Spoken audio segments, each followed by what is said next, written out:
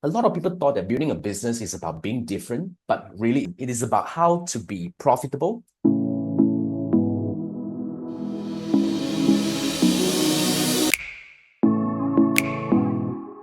This is a nice chapter. Big title, a better business plan. Small title, where are you going? What's holding you back? It's not clear to me why business plans are the way they are, but they're often misused to obfuscate, bore, and show an ability to comply with expectations. If I want the truth about a business and where it's going, I'll rather see a more useful document. I'll divide the modern business plan into 5 sections. Number 1, truth. Number 2, assertions. Number 3, alternatives. Number 4, people. And number 5, money. The truth sections describe the world as it is. Footnote if you want to, but tell me about the market you're entering, the needs that exist, the competitors in your space, technology standards, and how others have succeeded and failed in the past. The more specific, the better. The more ground knowledge, the better. The more visceral the stories, the better. The point of this section is to be sure that you are clear about how you see the world and that you and I agree on your assumption. This section isn't partisan. It takes no positions. It just states how things are. Truth can take as long as you need to tell it. It can include spreadsheets, market share analysis, and anything else I need to know about how the world works. I really want to circle back to my experience back then when I was trying to build tech startups. I was so naive that at one point of my life, I always believed in order to build a company, it has to be something that people have not done before. And I was really always chasing the difference, or how am I supposed to do things differently? How am I supposed to create breakthrough? How am I supposed to actually create a market that never exists? But at the end of the day, what I really realized is in order to build a business isn't about like being different actually.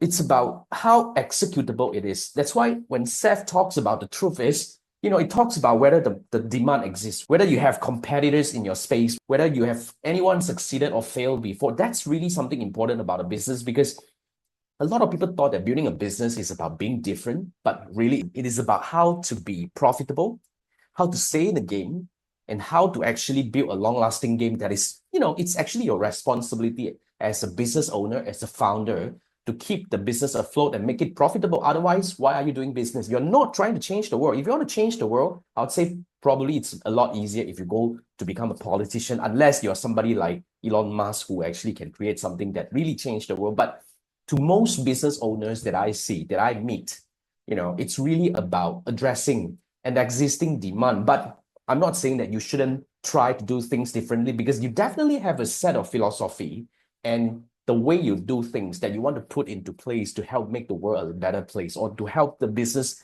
industry you are in different from where there was before. So that can be something that can be in the long run. You can actually build this along the way, but really the truth really stress a lot about whether the market really exists. So let's come back to this. The assertion section is your chance to describe how you are going to change this.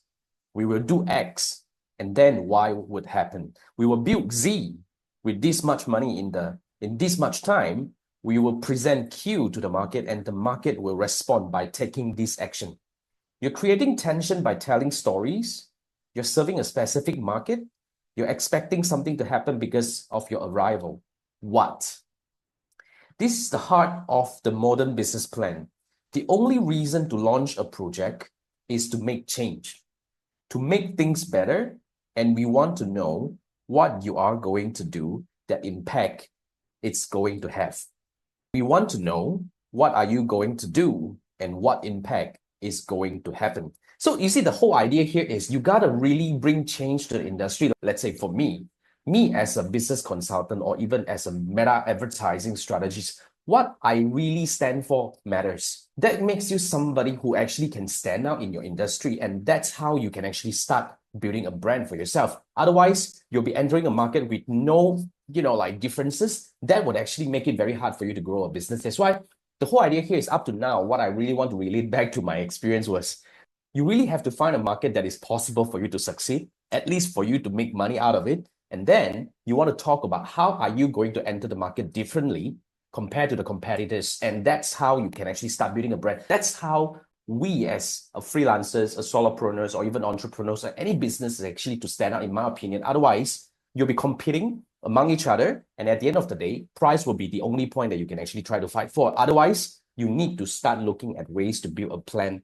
and to build a brand for yourself. That's the whole idea that we're talking about. So let's continue. Of course, this section will be inaccurate. You'll make assertions that won't pan out. You'll miss budget and deadlines and sales. So the alternative section tells me what you would do if it happens. How much flexibility does your project or team have? If your assertions don't pan out, is it over? The people section rightly highlights the key element. Who is on your team and who is going to join your team? Who doesn't mean their resume. It means their attitudes and abilities and track records in shipping. You can go further here. Who are the people you are serving? Who are the champions? What do they believe about status? What worldview do they have?